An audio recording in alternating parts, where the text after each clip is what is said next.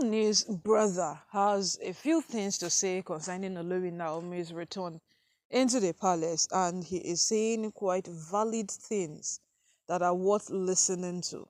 So, according to Ooni's brother, if only there was another place where Olori Naomi would stay with her son, he would have, really, really appreciated it, because coming back into the palace, the same place where she found no comfort, down to a point that she had to leave to go find comfort in her home, for him, he is not finding it funny. And for him, if he was the one, he would definitely not return back into that place. He would not come back for any reason.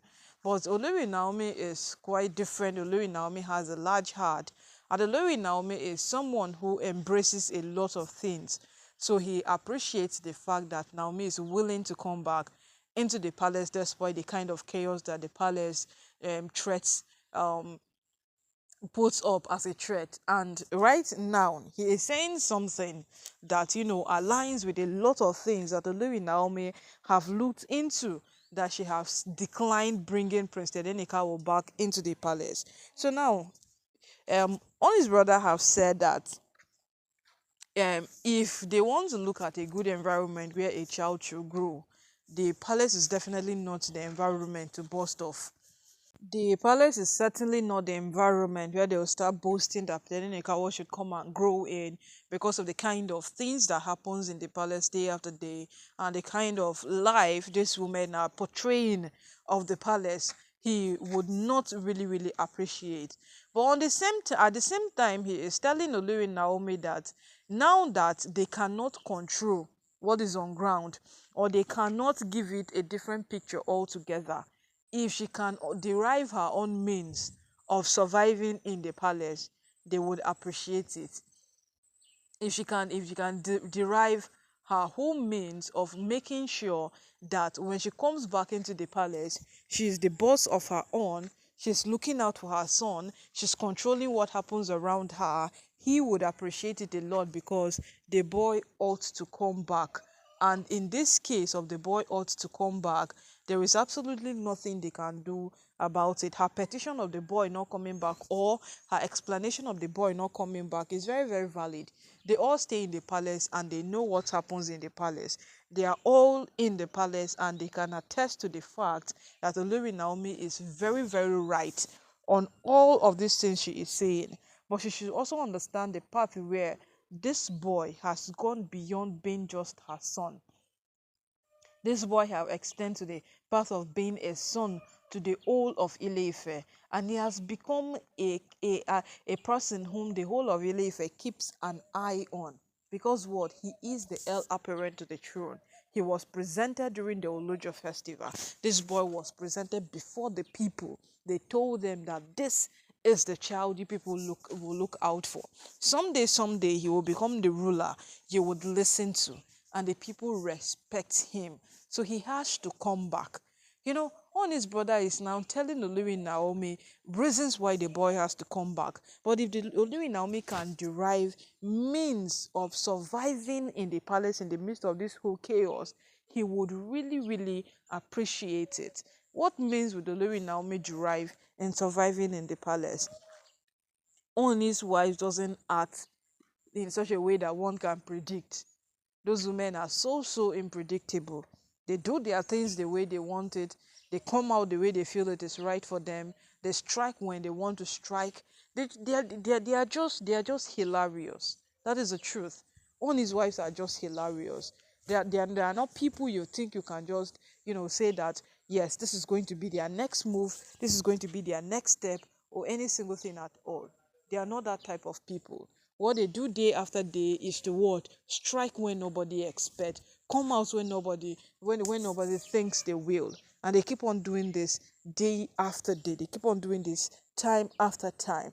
And then we are now thinking of how Olori Naomi would be able to derive strategies to survive in the palace in the midst of this whole thing, so that she can bring back her son, so that the boy will also come and endure all of these things in the palace. My people, we don't know which one is which. Truthfully, we don't know.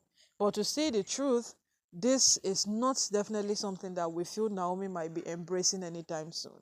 It is definitely not something that Naomi might embrace, because even if Naomi chooses to embrace this, it is actually something that is life threatening, because Naomi has seen every single thing rise and fall in the palace. She has actually experienced a lot, and then all of a sudden she should derive a mechanism that will help her survive. How possible is it?